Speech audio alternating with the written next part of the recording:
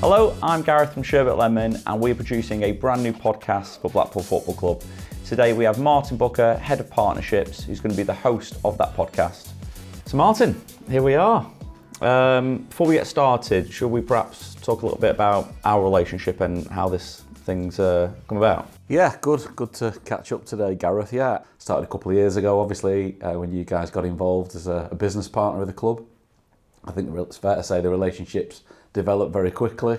Absolutely. And I think obviously what you do as an agency, your kind of creative side of the business, you know, we feel there's a lot of benefit to work together.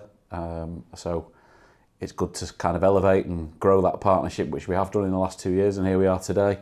So can you tell us a little bit about the podcast? Yeah, so I think the idea of the podcast is we want to kind of get our partners and sponsors involved in telling their story about their partnership with the club, about their journey as a business, also about their journey as a supporter, because some of our partners are massive Blackpool fans. So I think it'd be a really interesting series, a podcast where you'll get some really good stories from people that have been in and around this football club for, you know, some of a lot longer than what I've been involved with it, and some more recently. So I think it's going to be a real good insight into, you know, the businesses that are associated with Blackpool Football Club.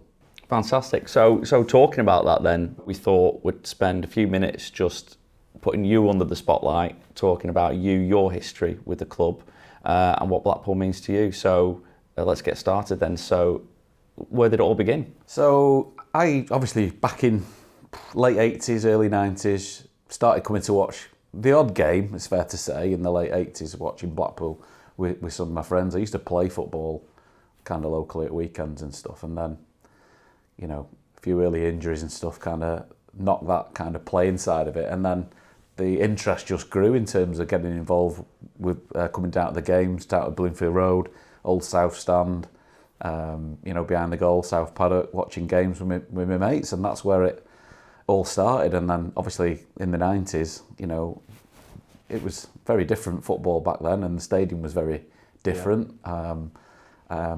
But it was great. Saturdays were brilliant. You look forward to it. Day at the game with your pals, a few beers, a few songs, a few laughs, and obviously sometimes the football was good and sometimes it wasn't. But that was the beauty of it, really. So really got me kind of sucked in back in the day. Yeah. So at that point, then, was there any part of you that thought that you'd be here now? How did that journey begin? That's a great question. It's like I say, I was playing football locally, you know, for teams on the Fylde Coast, and I think when you love football so much, which I did, when you got told then you couldn't play anymore because of injuries and stuff, it was like, right, well, I'm going to miss my football, so I need to get into it in other ways. So obviously coming to the games was the first part, and then kind of grew from there, really. I just got so kind of involved in it all from a Blackpool, you know, perspective. I kind of then almost stumbled across an opportunity, really, back in the day at Collegiate High School. They set up a football complex there, a five-a-side football complex, and that was maybe my first opportunity to get into football full time, because I missed it so much. I was actually at BAE Systems. Really? I did an apprenticeship there in commercial at BAE Systems.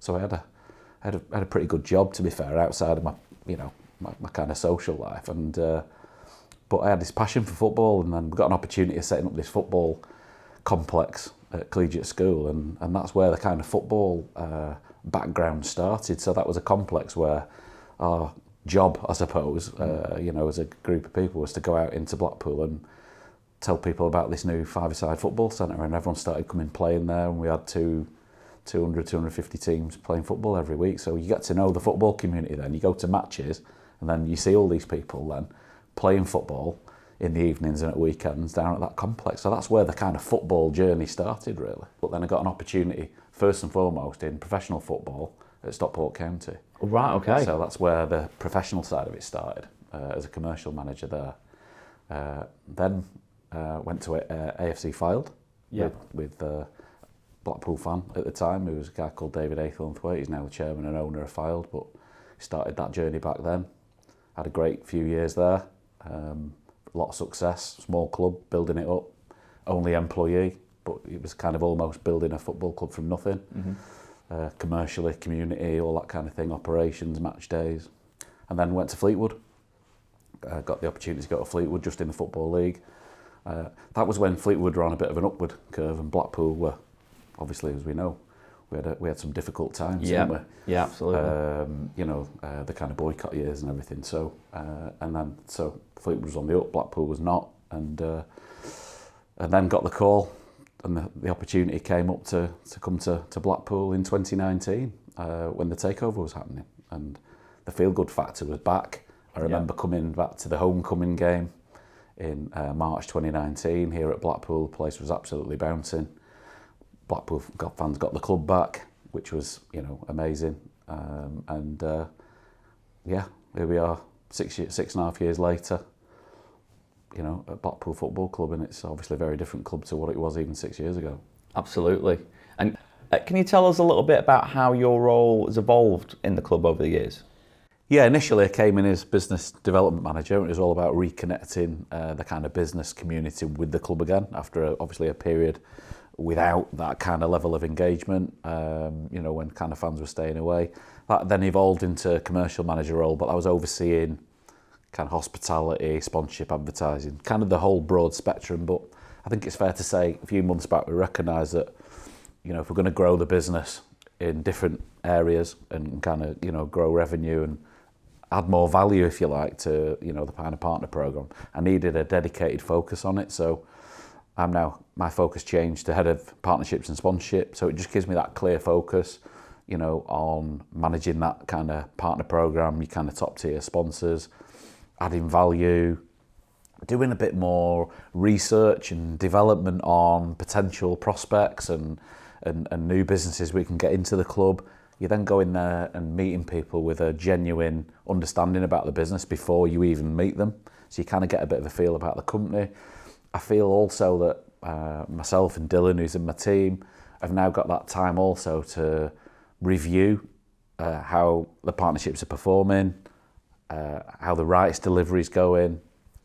Also things like levels of engagement. There's so many good tools and techniques you can pick up from industry now, software where you can monitor levels of engagement and exposure for a sponsor, whether it be socially, digitally, on the LEDs and things like that. So it's just given us more scope to spend more time on that, and that's obviously only going to be beneficial to a partner or sponsor of the club. And I think having done that now, we're now at a point where, we're still growing, we're still looking for new partners, there's still opportunities and some really good assets that we've got available.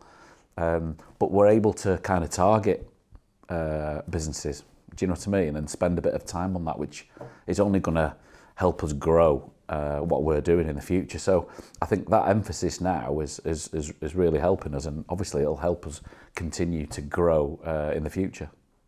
Why do you feel now is a good time to sort of get a podcast up and running?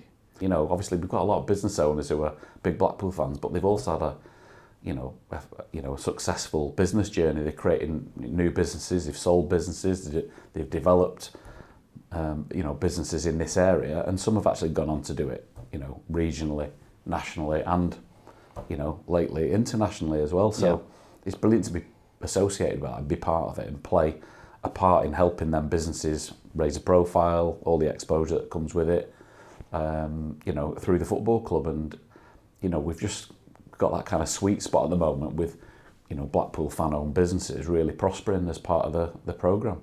Absolutely. So without giving too much away then, what can people expect from this podcast sort of going forward? I think the idea is, and the concept is, we get some partners in from different backgrounds and with different stories, and we just kind of talk about, their own, journey, if you like, as a business, and what the partnership kind of brings to the table for them, what opportunities it's created for them, and why it's good to be involved with a community football club. And that message can then be amplified across other parts of the business community that we may not have engaged with yet. This gives people on the outside the opportunity to see, actually, I get that. I'd like to be part of that, and that's what we want the podcast to achieve, really. So we'll have some interesting kind of personalities from our partner programme, all come from different different kind of backgrounds, and they've developed their own businesses in a very different way. And I just think it would be really interesting for the business community to actually see that on the outside in terms of what it's done for them. You've got some different stories as well in terms of some people have got involved with the club as a business. Yeah. Not necessarily with the fan head on. Yeah. You might be a case in point. Absolutely, yeah. So, when we say, you come in and got involved from a business perspective looking to raise exposure, you probably 3 years on didn't think you'd be that engrossed in the whole Blackpool FC thing. You kind of become part of that family. Your Saturdays, your match days just become part of your typical working week, doesn't it now? It's kind Absolutely. of a big part of your kind of business journey yourself now. It's it's really interesting to see that kind of develop from a non-fan, if you like, in the outset, and how that's kind of grown and developed over time. It's great to see. So we're obviously doing something right there for that to be able to happen. It's a great example of, people are investing in the club, but they're also investing in the community and playing a part in something that can be, special. Listen, Blackpool, we all know we've had ups, we've had downs, we have good times, we have bad times, but that's a whole part of the process, whole part of the journey, and probably a whole part of the enjoyment, because you get so much satisfaction on a match day when you've got 3 points in the bag. Yeah, of course. And obviously everyone's, after the game, waxing lyrical about Blackpool Football Club. That's exactly what we want. It's a great point, actually, because when we started, as I say, came in for a business decision, and then you're like, well, tell you what, why don't you come to a game, see what you think of it. But my wife, my daughter, who absolutely loved it, cut to 3 years later, and we were sitting first game of the season in there with a group of all my friends. Turned around to one of my friends and he said, mate, this was not on my bingo card to have you being a sponsor here, back in the day when they all wanted to go out and play footy and watch the game, and I stayed in and did a bit of art, So it's been great, and it's great to see the families connect at a weekend. So is there anything else we can find out about the podcast, or are people going to have to wait and see? The kind of key takeaway I want to take from the whole series is, we've got some great people in this town who've got some great businesses. We want to kind of get that out there, but equally we've got some other businesses in the town that might be thinking, do I need to get involved with the football club? They look like they're doing some really positive things. I need to be part of that, and that's also what we're trying to do. Not only maybe on a local level, but regional or a national level. We've got lots of businesses that can tick all them boxes and lots of opportunities that can do that. And I think this podcast will just tell that story. Love it. So, Martin, before we let you go, we have some rapid quick-fire questions. Yeah. Ready to go? Are you ready? Yeah, go for it. Okay. So, what's your proudest moment since joining the club? There's probably a couple, right? It'll probably be my first game in official capacity. You'll never forget that. The first match under a new era in 2019. That goes without saying. So we won 2-0, Bristol Rovers. Great day. My whole family would come with me, supported me. It was a brilliant day. But also from a business perspective, I think obviously some of the principal sponsorships we've done with the likes of treadtracker.com, big Blackpool fan-owned business, obviously Visit Blackpool, and likes of Pleasure Beach. I mean, they're kind of principal sponsorships for me. Been delighted with those. Absolutely. Fantastic. Okay, next question. What is your most memorable moment from watching Blackpool? I think I touched on it probably earlier. I mean, Forest away was an amazing night, but you probably, all them playoff games are amazing. You probably can't beat, though, that final at Wembley, Cardiff. Yeah. I don't know, it's just a pinch me moment after the game where you're actually in the Premier League. It's unbelievable, so got to be that. Excellent. So, what's your pre-match ritual? That's a good one. Obviously Saturday mornings. I must admit, obviously since the role's changed a little bit, so the guys looking after hospitality now, I've got to do all the running around and organising tickets and menus and table plans and all. I'm kind of quite glad I don't have to do that anymore. So I just think it's like, at the end of the game, when you've won and you know, you get upstairs to all the lounges and everyone's buzzing with excitement. Man of the match comes up, and then you know everyone's just having a good social after. I think that's the best part of match day. Yeah. That satisfaction of winning a game. Same here. So, what's your favourite shirt? Oh God, that's a good one. That. Yeah, favourite shirt. I think the old kind of goal, the 1992 shirt, is a bit of a retro classic, and we did try and bring that back a few years ago. So that's up there. I know it was a bit crazy last year, but the Pleasure Beach one was.